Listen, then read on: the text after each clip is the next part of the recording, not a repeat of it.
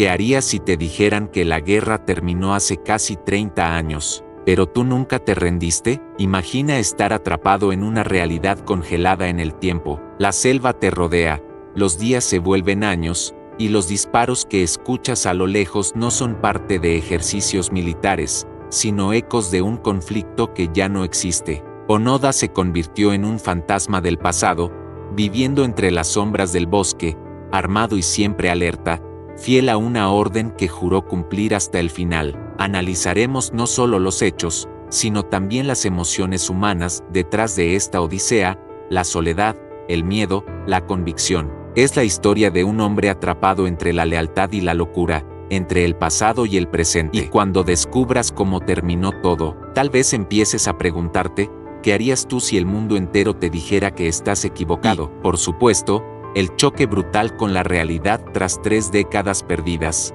Durante 30 años, ignoró panfletos lanzados desde aviones, transmisiones de radio e incluso visitas de sus propios familiares que intentaban convencerlo de que la guerra había acabado. Para él, todo era una trampa enemiga, y mientras el mundo avanzaba con nuevos conflictos, avances tecnológicos y transformaciones sociales, Onoda permanecía inmóvil, cumpliendo su deber con una lealtad inquebrantable, o quizás, con una obstinación imposible de quebrar. Para todos, excepto para ti. ¿Qué clase de formación, mentalidad o código de honor puede llevar a un ser humano a resistir tanto tiempo en condiciones extremas, ignorando todo lo que contradice su misión? La historia de Hiro Onoda es mucho más que la de un soldado perdido, es un espejo inquietante del poder de la obediencia, del honor militar llevado al extremo y del precio psicológico que puede dejar una guerra incluso mucho después de que se firmen los tratados de paz. Esta no es la trama de una película o una novela de ficción, es la historia real de Hiro Onoda, el soldado japonés que se negó a rendirse durante casi 3 décadas, convencido de que la Segunda Guerra Mundial aún no había terminado. En un mundo donde la guerra es una herida que la historia intenta cerrar, pero ¿cómo llega alguien a perder 3 décadas de su vida por una guerra que ya no existe? Este video te llevará por los momentos más impactantes de su vida, desde su entrenamiento como oficial de inteligencia, su despliegue en Filipinas y la legendaria orden que lo condenó al aislamiento, hasta el encuentro insólito con un joven mochilero japonés que cambiaría su destino. Prepárate para adentrarte en una de las historias más desconcertantes y conmovedoras del siglo XX, porque la historia de Hiro Onoda no es solo la de un soldado. ¿Quién fue Hiro Onoda? Breve biografía. Hiro Onoda nació el 19 de marzo de 1922 en la prefectura de Wakayama, Japón. Desde joven fue criado en una sociedad que valoraba profundamente el honor, la disciplina y la lealtad absoluta al emperador. En este tipo de entrenamiento, se inculcaba a los soldados la idea de que jamás debían rendirse, incluso si se quedaban sin contacto con su país, sin recursos o sin posibilidad de victoria. Debían seguir combatiendo, ocultos si era necesario, hasta recibir una orden directa de un superior para cesar las hostilidades. Su familia tenía una tradición militar, y desde temprana edad, Onoda se sintió atraído por ese camino. En 1942, en plena Segunda Guerra Mundial, fue reclutado por el ejército imperial japonés y posteriormente entrenado como oficial de inteligencia en una escuela militar en Futamata, donde le enseñaron técnicas de guerrilla, sabotaje, contraespionaje y resistencia prolongada. Pero él, aislado en la selva, no lo supo o no quiso creerlo. Así comenzó una historia que desafiaría toda lógica. 30 años viviendo como si la guerra no hubiera terminado, oculto en la selva, sobreviviendo, combatiendo y rechazando cualquier evidencia de paz. Pero lo que realmente marcaría su destino fue su especialización en operaciones sin rendición. En diciembre de 1944, cuando la guerra ya estaba en su fase final, Onoda fue enviado a la isla filipina de Lubang con una misión específica: retrasar el avance enemigo mediante tácticas de guerrilla y sabotaje, y bajo una orden clara: no rendirse bajo ninguna circunstancia. Esta orden cambiaría su vida para siempre. Para algunos, era un héroe inquebrantable; para otros, una trágica víctima de un sistema que glorificaba la guerra por encima de la vida misma. Lo que Hiro Onoda no sabía es que, pocos meses después de su llegada, Japón se rendiría oficialmente tras las bombas atómicas sobre Hiroshima y Nagasaki. Lejos de ser solo un soldado perdido, Onoda se convirtió con el tiempo en un símbolo nacional, un icono de la obediencia extrema, y también en una figura controvertida. En los próximos temas, exploraremos cómo fue su misión en Filipinas, cómo sobrevivió durante décadas,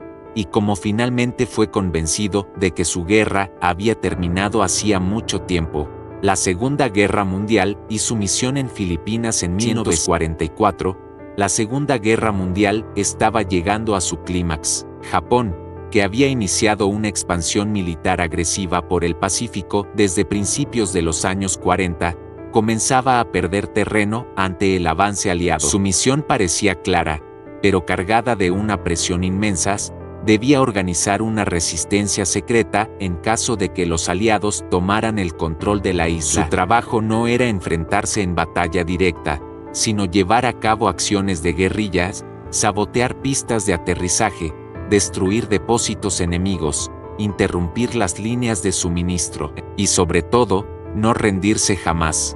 Filipinas, un punto estratégico clave en esa guerra del Pacífico, se convirtió en uno de los escenarios más intensos del conflicto. A partir de ahí, comenzaría una historia tan increíble que parecería sacada de una novela, pero fue completamente real. Estados Unidos, liderado por el general Douglas MacArthur, quien había prometido volver tras ser obligado a retirarse en 1942, lanzó una ofensiva masiva para recuperar el archipiélago. En ese contexto, el joven teniente Hiroo Onoda fue asignado a la isla de Lubang, una pequeña pero estratégica isla al occidente de Manila. Antes de ser enviado, Onoda recibió una orden directa de su comandante: pase lo que pase, regresaremos por ti. Puedes tardar años, pero aguanta. No te suicides, no te entregues. Se negaron a destruir la infraestructura de la isla, algo que Onoda consideraba esencial para evitar que cayera en manos del enemigo,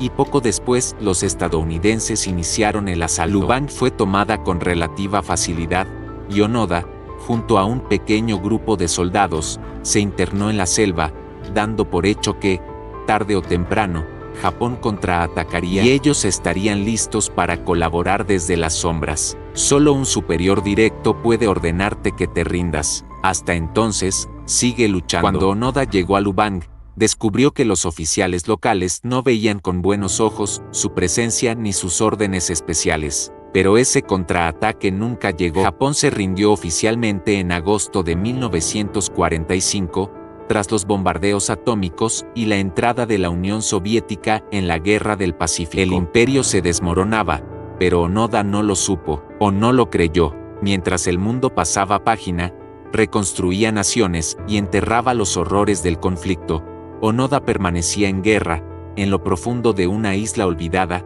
convencido de que todo era un truco enemigo para forzarlo a rendirse. La orden de no rendirse jamás antes de partir hacia Filipinas, Hiroo Onoda recibió una instrucción que marcaría el resto de su vida. Su superior, el mayor Yoshimi Taniguchi, le entregó una misión muy clara: resistir. Era una sentencia que lo ataría durante los próximos 30 años a una guerra que, para el resto del mundo, ya había terminado. La lealtad al emperador y al superior militar estaba por encima de todo, incluso de la propia vida. Cuando Lubang cayó ante las tropas estadounidenses en 1945, Onoda huyó a la selva junto a otros 3 soldados. Allí comenzó una guerrilla de supervivencia y resistencia, bajo la firme convicción de que su misión seguía vigente. Él no sabía que la guerra había terminado. El valor no estaba solo en la victoria, sino en la lealtad inquebrantable. No fue la selva, ni el enemigo, ni el tiempo. Fue esa frase,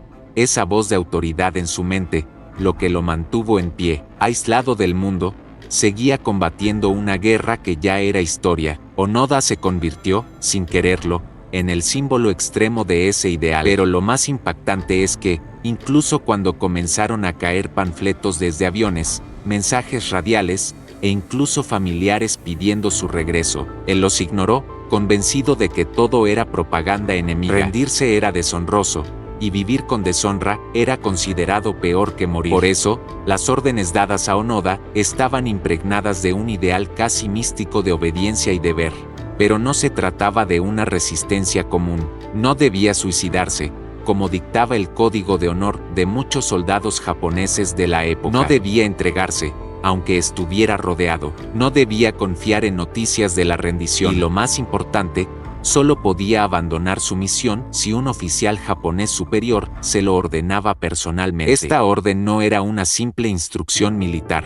En ese momento, Japón seguía regido por una mentalidad profundamente influenciada por el Bushido, el código del guerrero samurái. ¿Rendición? ¿Volver a casa? Pero en el caso de Onoda, esta orden no fue un simple gesto simbólico, él la tomó al pie de la letra. En su mente, la guerra no había acabado, no podía confiar en lo que parecía demasiado conveniente. Después de tanta lucha, para Onoda, todo eso eran trampas diseñadas por los aliados para quebrar su espíritu y capturarlo. Solo una cosa podía romper el hechizo de su deber, una orden oficial, de su propio comandante, en persona. Esa rigidez en la obediencia, que puede parecer absurda hoy, era parte del pensamiento militar japonés de la época. Esta simple orden "no te rindas jamás" lo mantuvo escondido en la jungla durante 3 décadas. La orden de no rendirse jamás antes de partir hacia Filipinas.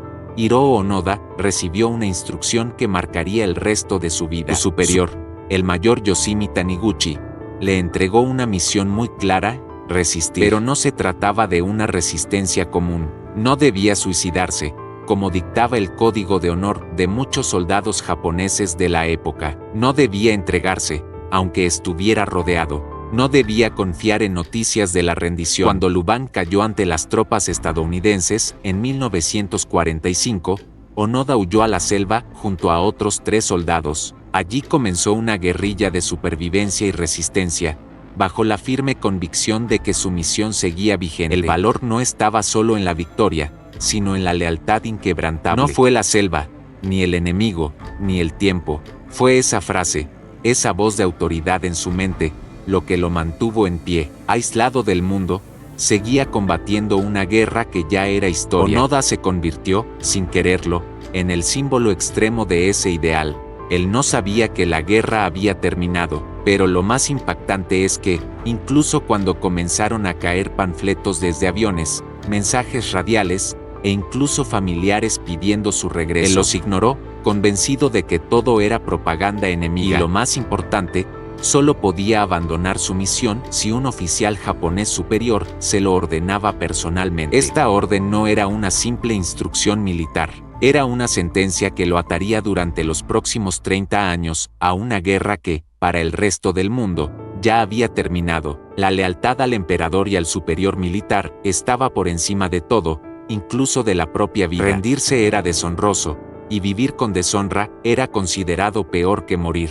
Por eso, las órdenes dadas a Onoda estaban impregnadas de un ideal casi místico de obediencia y deber. En ese momento, Japón seguía regido por una mentalidad profundamente influenciada por el Bushido, el código del guerrero samurái. Pero en el caso de Onoda, esta orden no fue un simple gesto simbólico, él la tomó al pie de la letra. Para Onoda, todo eso eran trampas diseñadas por los aliados para quebrar su espíritu y capturarlo. Solo una cosa podía romper el hechizo de su deber, una orden oficial, de su propio comandante, en persona. ¿Rendición? ¿Volver a casa? Después de tanta lucha, en su mente, la guerra no había acabado. No podía confiar en lo que parecía demasiado conveniente. Esa rigidez en la obediencia, que puede parecer absurda hoy, era parte del pensamiento militar japonés de la época. Esta simple orden "no te rindas jamás" lo mantuvo escondido en la jungla durante 3 décadas. Los intentos de hacerle saber que la guerra había terminado, una de las partes más insólitas y desgarradoras de la historia de Hiroo Onoda, es como, durante años, decenas de personas intentaron comunicarle lo impensable. La guerra ya había terminado, pero convencer a un hombre que vivía entre la selva, armado, disciplinado y convencido de que todo era un engaño, no era tarea fácil. Los primeros intentos llegaron apenas unos meses después de que Japón se rindiera en 1945. Desde aviones se lanzaron panfletos escritos en japonés anunciando el fin del conflicto. Decían claramente: la guerra terminó el 15 de agosto, bajen de la montaña, pero Onoda y su grupo los consideraron propaganda enemiga. Se lanzaron más panfletos, algunos con fotografías de sus propias familias y cartas personales. Incluso su hermano mayor le escribió rogándole que regresara. Onoda los leyó, y aún así no cedió. Su razonamiento era simple pero firme. Si la guerra hubiera terminado, su superior vendría personalmente a decírselo. Escapaban, se ocultaban, volvían a atacar. El tiempo pasaba, pero la guerra, en sus mentes, seguía viva. Muchos no podían creer que alguien pudiera seguir luchando solo durante tanto tiempo, y él, con su fusil cargado y su uniforme parchado, respondió con silencio, sospecha y resistencia. Pero Onoda no era un simple hombre extraviado, era un símbolo vivo del código de honor de un Japón que ya no existía. ¿Quién en su sano juicio rendiría a todo el imperio japonés tan fácilmente? Para él, su lealtad al emperador y al ejército era inquebrantable. Si alguien abandonaba la misión, era porque había sido manipulado, torturado o convencido por mentiras. Se instalaron altavoces en la selva con mensajes en japonés transmitiendo noticias, música y testimonios. Pero a ojos de Onoda, todo eso seguía siendo un montaje del enemigo. El mundo exterior era una ilusión y él,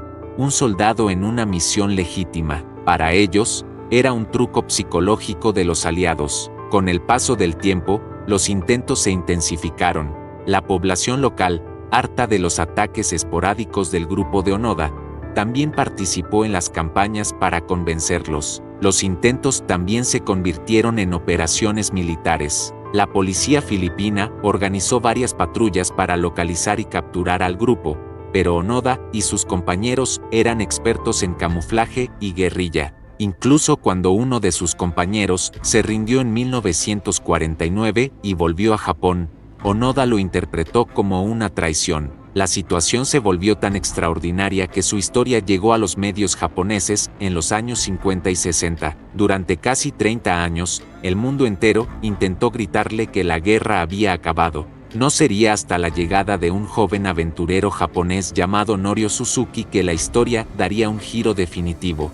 El encuentro con Norio Suzuki y la misión final, después de casi 3 décadas de vivir en la selva filipina convencido de que la guerra seguía activa, Hiroo Onoda estaba a punto de enfrentarse a una verdad que cambiaría su vida para siempre. Pero no fue el ejército, ni el gobierno japonés, ni siquiera su familia quien logró hacerle entrar en razón. Era simplemente un alma inquieta que, a mediados de los años 70, dejó Japón para recorrer el mundo en busca de 3 cosas. Según sus propias palabras, el teniente Onoda, un panda, y el abominable hombre de las nieves. Suena excéntrico, pero lo cierto es que Suzuki estaba determinado. Había leído sobre la increíble historia del soldado japonés que aún luchaba en la jungla y, sin entrenamiento militar, se lanzó a la isla de Lubang en Filipinas. A buscarlo, fue un joven aventurero llamado Norio Suzuki. Onoda se presentó ante las autoridades filipinas y entregó su arma.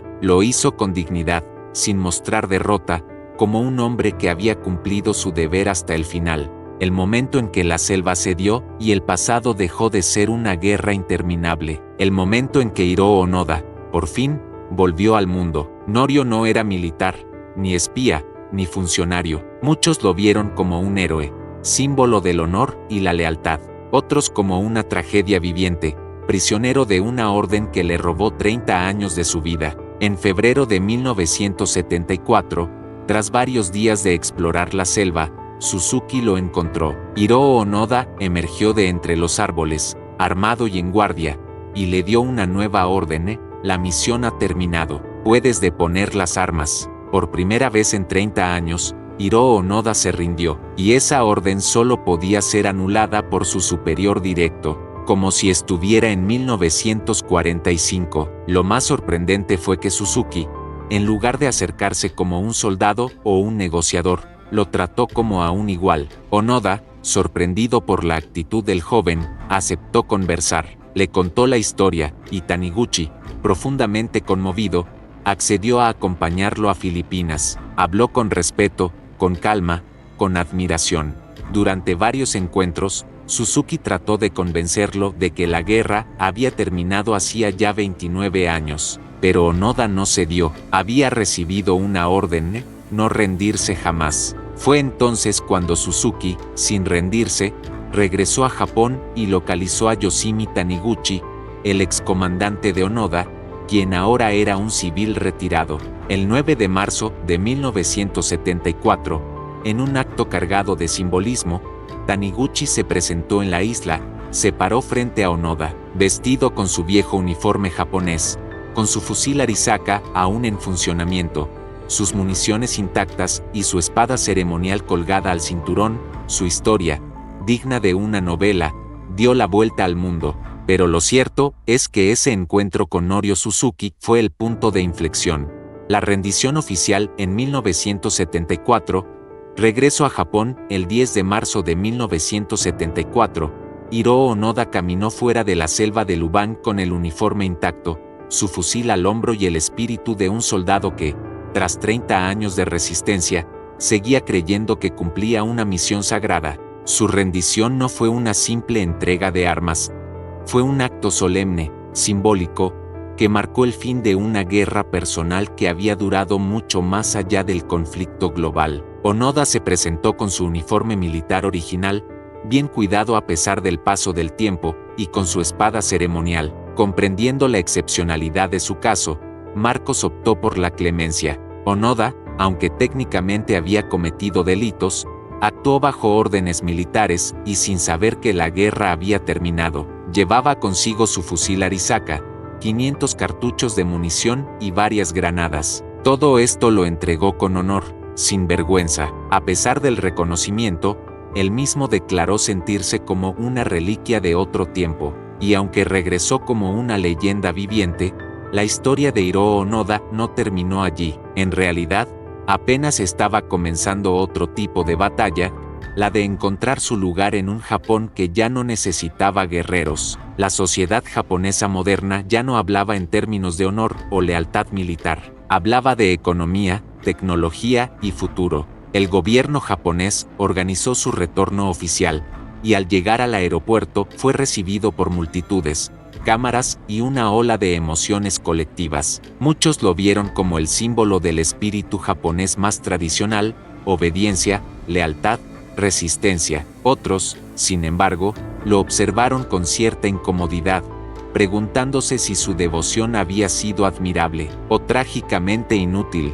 Lo que para muchos fue un gesto anacrónico, para él fue el cierre digno de una misión cumplida. La ceremonia de rendición fue organizada por las autoridades filipinas. El presidente de Filipinas en ese momento, Ferdinand Marcos, decidió indultarlo por los actos cometidos durante su estancia en la isla, entre ellos ataques armados a agricultores y patrullas, que Onoda realizó bajo la creencia de que aún estaba en guerra. Tras su rendición, Onoda fue recibido como un héroe en Japón. Onoda se sentía fuera de lugar. Japón ya no era el imperio militar por el que había jurado servir. En su lugar, encontró un país que apenas entendía su sacrificio. La brecha cultural y temporal era abismal. En medio de un país que había cambiado radicalmente durante su ausencia, una sociedad moderna, tecnológica, pacifista y occidentalizada. Durante sus primeras semanas de libertad, Onoda concedió entrevistas,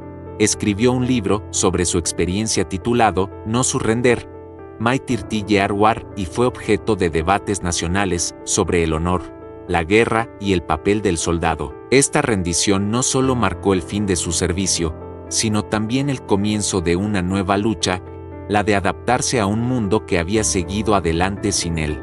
El impacto en la sociedad japonesa y en el mundo. La rendición de Hiroo Onoda en 1974 sacudió no solo a Japón, sino al mundo entero. La historia de un soldado que había permanecido en combate durante casi 30 años después del final de la Segunda Guerra Mundial parecía sacada de una novela o una película, pero era real, y esa realidad generó una mezcla de admiración, asombro, reflexión y controversia. En Japón, Onoda fue recibido como un símbolo del viejo código del Bushido, el camino del guerrero, su lealtad inquebrantable al emperador y su negativa a rendirse sin una orden directa, fueron vistas por muchos como una prueba viviente de los valores tradicionales que habían moldeado al país antes de su rendición en 1945. Algunos lo vieron como el triste recordatorio de una época oscura, la del militarismo japonés, la obediencia ciega y la propaganda de guerra que había llevado al país a un conflicto devastador.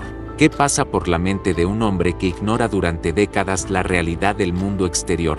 ¿Es lealtad, negación o una forma de prisión mental? Su historia fue contada en libros, documentales y películas. Se convirtió en una leyenda viva, un símbolo que desafiaba el paso del tiempo y planteaba preguntas profundas sobre la guerra, el honor, la verdad y la capacidad humana de resistir o aferrarse. La generación más joven, que ya vivía en un Japón pacifista y moderno, no entendía ni justificaba del todo su decisión de seguir combatiendo en una guerra que hacía décadas había terminado. Fue condecorado, invitado a programas de televisión, y miles de japoneses lo admiraron como un ejemplo de disciplina, perseverancia y fidelidad absoluta. Sin embargo, no todos compartieron esa visión idealizada. Si bien el gobierno lo perdonó, hubo familias que lamentaron que nunca se hiciera justicia por las muertes provocadas por Onoda durante sus años en la selva. Su historia generó debates sobre la responsabilidad,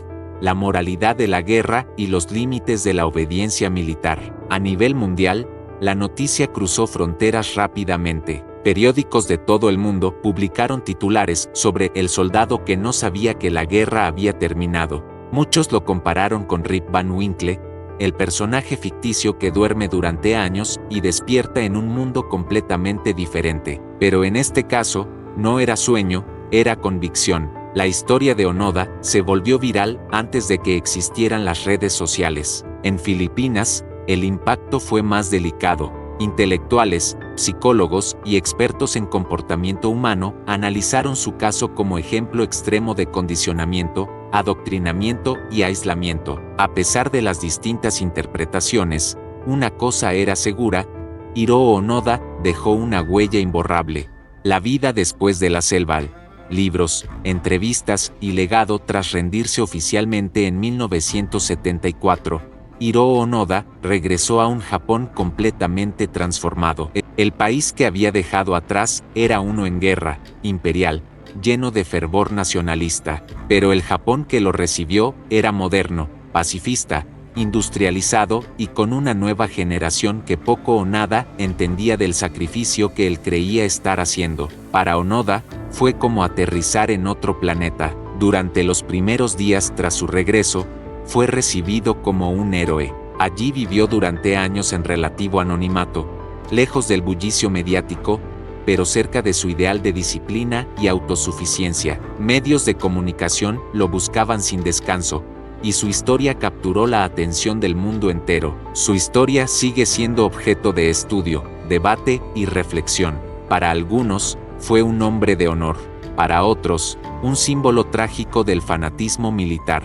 Pero para todos, fue la prueba viviente de lo lejos que puede llegar un ser humano guiado por la convicción. El libro fue un éxito de ventas y se tradujo a varios idiomas. Le costaba entender los valores de la sociedad contemporánea, tan alejados del espíritu que lo había formado como oficial de inteligencia. Muchos lo veían como un símbolo, pero él mismo se sentía más como un extranjero en su propio país. Nunca renegó de su pasado, pero tampoco lo glorificó. Simplemente, era lo que había hecho, porque creía que era su deber. En sus páginas, Onoda no solo hablaba de su tiempo en Filipinas, sino también de su visión del deber, el honor y lo que significaba para él la lealtad al imperio japonés. Su relato no era sentimental, sino disciplinado, firme, casi militar. Onoda fue entrevistado por periódicos, programas de televisión y documentales en los que relataba con detalle sus décadas de supervivencia en la selva, sus patrullas nocturnas, el mantenimiento de su equipo y sus pensamientos mientras esperaba órdenes que nunca llegaron. Poco después, publicó su autobiografía titulada No Surrender, My 30 Year War, donde narraba su experiencia de forma cruda y directa. Sin embargo, la fama no le resultó fácil. Onoda confesó sentirse desconectado del nuevo Japón. En busca de sentido, Onoda se trasladó a Brasil, donde fundó un rancho para entrenar a jóvenes en supervivencia y contacto con la naturaleza. Años después, regresó a Japón y estableció una fundación para jóvenes, enfocada en la formación del carácter y la vida al aire libre. Hiroo Onoda falleció en 2014 a los 91 años, pero su legado persiste. Reflexión final, obediencia, honor y el precio de la guerra. La historia de Hiroo Onoda no es solo la de un soldado perdido en el tiempo, es la historia de una idea llevada al extremo, una historia sobre lo que ocurre cuando los conceptos de honor, obediencia y lealtad se convierten en una brújula inquebrantable, incluso cuando el mapa ha cambiado hace décadas. Onoda vivió 30 años aferrado a una orden, no por necedad, ni por locura, sino porque fue entrenado para creer que su deber era luchar hasta el final, sin importar el costo. Para él, rendirse sin una orden directa era impensable. Esa férrea determinación lo mantuvo con vida, pero también lo condenó a vivir en una guerra que ya no existía. Su caso plantea preguntas incómodas. Mientras el mundo avanzaba, él seguía atrapado en un conflicto que solo existía en su mente y en sus principios. Y aunque muchos lo veneraron como héroe, otros lo vieron como una víctima más del fanatismo militar de su época. ¿Hasta qué punto la obediencia es una virtud?